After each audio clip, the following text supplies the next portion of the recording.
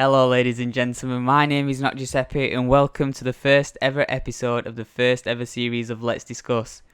I'm really excited to start this series. I've been working on it for a week or so, just getting things right, but because it's the first episode of the first series, I thought I'd just give a little background information about what a Let's Discuss is. Now, a Let's Discuss is my spin on a Let's Play, and what will be happening is I'll be talking about a gaming related subject, so Assassin's Creed Modern Day Story for this episode, and for the foreseeable future, but I'll be talking about it in a debating format. So the debate is between me and anyone who agrees against anyone who disagrees. And what I want you to do is I want you to comment. Comment if you agree and tell me why, and comment if you disagree and tell me why. Because what I'll be doing is I'll be taking the best comment that agrees and the best comment that disagrees and then placing those comments in the next video and then giving my opinions on it. So what I'm hoping for this to do is then create sort of a big debate between everyone, and it also gives everyone a chance to get in on the discussion. I won't really be focusing on the gameplay, but I will be playing from start to finish. So that's why it is sort of like a Let's Play. But anyway, let's get straight into the debate. Right, so I won't lie to you, I did pick up the Assassin's Creed franchise first at Assassin's Creed 2. So I missed Assassin's Creed 1 on release, but I did pick Assassin's Creed 1 up after playing Assassin's Creed 2. Now, I buy every Assassin's Creed on release date purely because of the modern day story. When Leonardo da Vinci comes up to you in Venice and talks about the apple in Assassin's Creed 2, my mind was blown. I mean, I think I knew then that from then on, Assassin's Creed would be my favourite franchise. And it's not failed, it still is today. But the Assassin's Creed modern day story did have a lot of potential. And I think some of that potential was lost during Revelations and then with Assassin's Creed 3. Now, some people love the modern day story all the way through, but there's a lot of people who do think the same way I do, and that it did have a lot of potential, and that potential was actually never realised. So I'll start back at Assassin's Creed 1. Assassin's Creed 1 sort of set the ball rolling. It wasn't amazing, and it wasn't bad. It wasn't bad at all. It's probably the third or fourth best game in the whole series. But it set the ball rolling with the modern day story, and it did leave a big spoiler. Well, not a spoiler, sorry. It did leave a big clue as where the game would be heading when you use Eagle Vision in Desmond's room. Now, like I said, I didn't play it when it came out, so I kind of knew what happened next, so it did take some of that feeling away. But I can understand why people would be really excited at the prospect of Assassin's Creed 2. Now, with Assassin's Creed 2, I played it at quite a young age, so I wasn't aware of what was going on at first in story-wise because, like I said, I didn't pick up Assassin's Creed 1.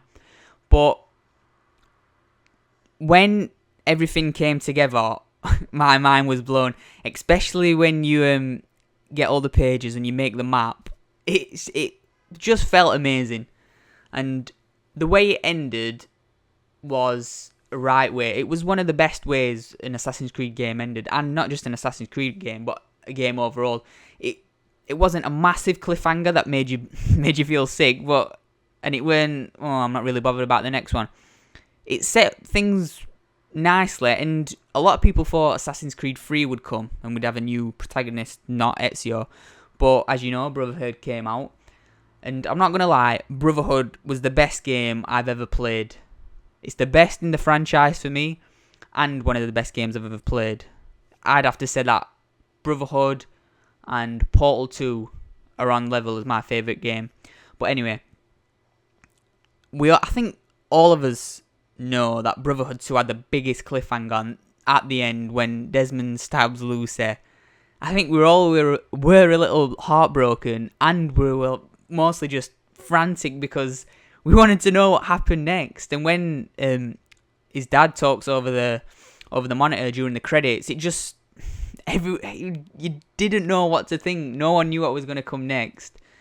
And as I said, Revelations came, and it was a bit of a failure. I mean, the stuff with the first civilization was there, but it wasn't a major player yet. Brotherhood 2, it had set things up on a level terms with the first Civ, so it would have been, how can I put it? It would have been better. The modern day story would have been better if the first civilization didn't play a bigger part. If they'd just stayed where they were and we focused more on Desmond, then I think the modern day story would have been 100 times better. Now, I'm not saying it's gone drastically downhill, but I think Ubisoft realised that they took a wrong turn somewhere, and that's why they more or less are focusing on just on the gameplay aspects, so the history part of it. And I have no problem with that. I actually love every part of it, so I don't mind either way. But we're a bit upset with Black Flag because of the part it plays, because it's so little. I mean, you don't even have to go. You have 4 missions that you have to do, and they really don't tell you anything.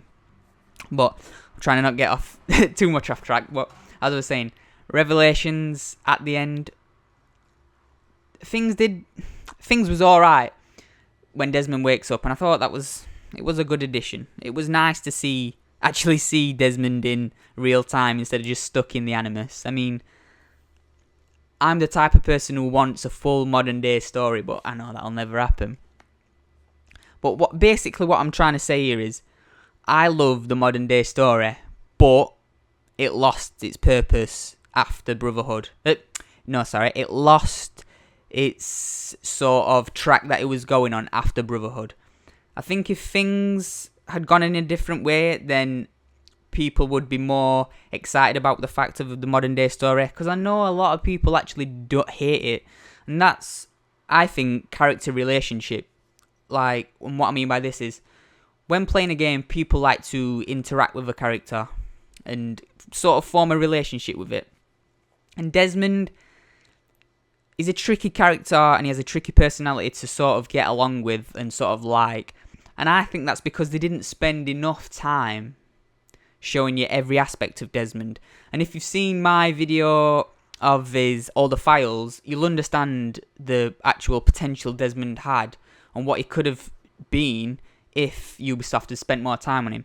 Now, that's in the past, things can't be changed. But like I was saying, the modern day story, it has lost its potential now, and I can't see us ever getting a modern day protagonist or Ubisoft focusing primarily on the modern day story, which is a shame because because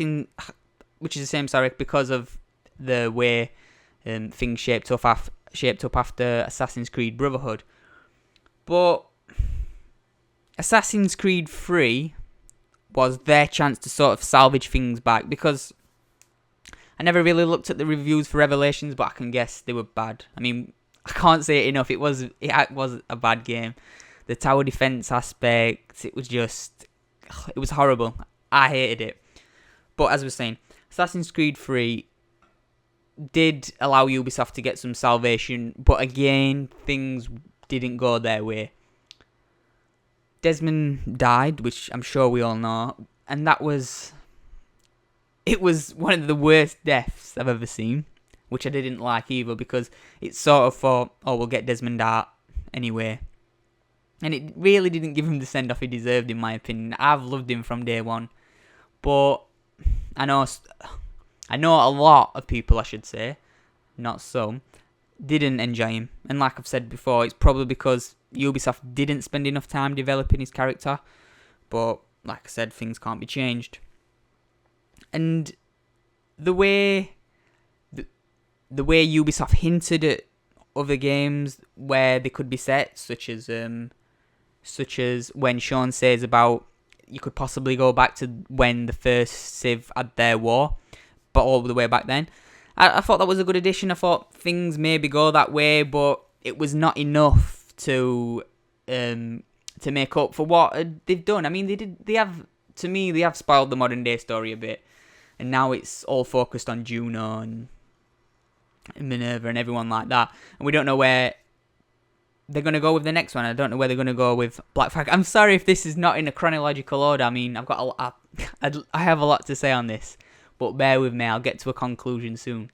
But as I was saying, AC3 and Revelations, modern day story, took a nosedive. After Brotherhood, it was sky high, it took a nosedive.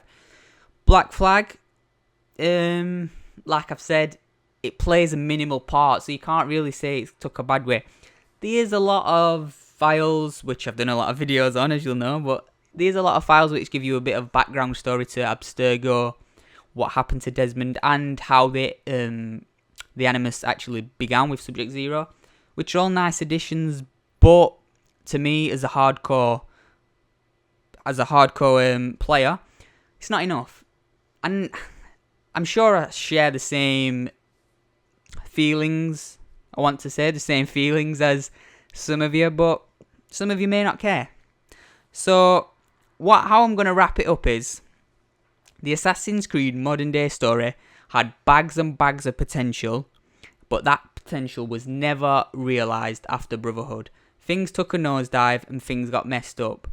Now, I'm going to have to end it quick, so tell me if you agree, tell me if you disagree, and just tell me any thoughts or feelings that you have towards the modern day story. I've been Not Giuseppe, and I'll see you soon.